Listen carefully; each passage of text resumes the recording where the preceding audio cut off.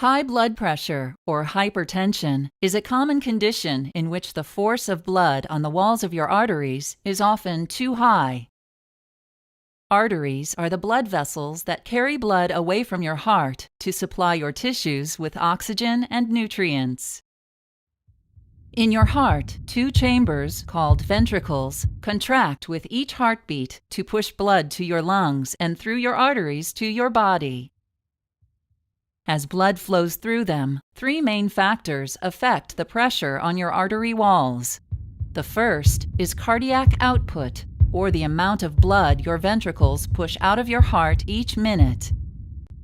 Your blood pressure goes up as cardiac output increases.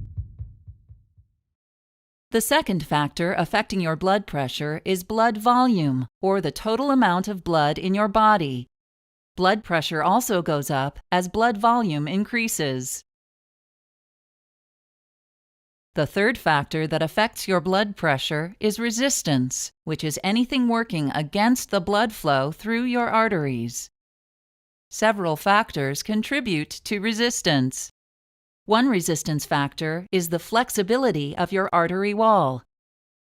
Healthy arteries expand with each heartbeat to help reduce blood pressure on the wall. Another resistance factor is the diameter of your arteries. Your body is able to increase the diameter of your arteries to lower your blood pressure, or reduce the diameter to raise your blood pressure. A third resistance factor is blood viscosity, or thickness. In your blood, more particles, such as proteins and fat, increase viscosity. If your blood is thicker, your blood pressure goes up as your heart works harder to push it through your arteries. Your blood pressure can be measured with a device called a sphygmomanometer, or blood pressure cuff. When your heart beats, the pressure of blood on the walls of your arteries is called systolic pressure. When your heart relaxes between beats, pressure on the artery wall is called diastolic pressure. While your blood pressure may change throughout the day, it should normally be less than 120 millimeters of mercury for systolic pressure and less than 80 millimeters of mercury for diastolic pressure. If your systolic pressure frequently stays above 140, or your diastolic pressure frequently stays above 90, you have high blood pressure. Over time, high blood pressure will damage the walls of your arteries. Your artery wall may become weak and form an enlargement called an aneurysm, or the wall may burst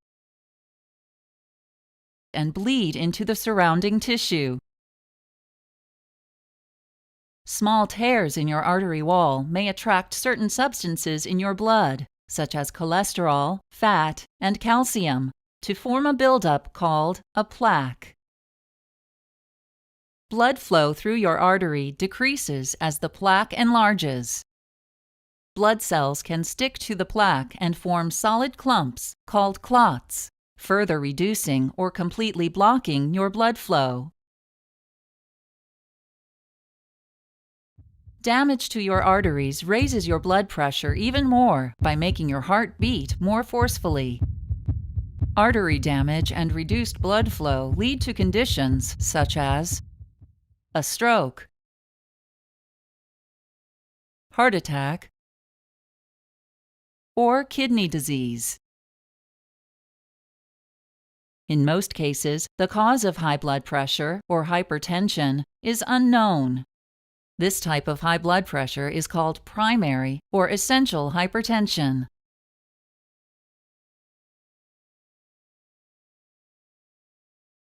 Treatment for essential hypertension includes lifestyle changes, such as eating a healthy diet.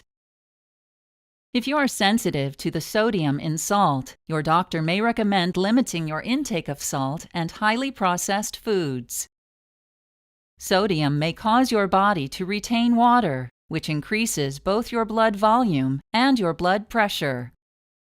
Other lifestyle changes that can reduce blood pressure include avoiding excessive alcohol intake, getting regular exercise, losing weight if you are overweight, and quitting smoking. Your doctor may also recommend medications that act on your kidneys, blood vessels, or heart to help reduce your blood pressure. Diuretics, commonly called water pills, cause your kidneys to move more salt and water from your blood into your urine, which reduces your blood volume and pressure. Beta blockers reduce the workload on your heart by decreasing both the rate of your heartbeat and the strength of your heart's contractions. Several types of drugs act directly or indirectly to reduce your blood pressure by relaxing your blood vessels, which increases their diameter. These drugs include ACE inhibitors, angiotensin II receptor blockers, calcium channel blockers, and direct-acting vasodilators.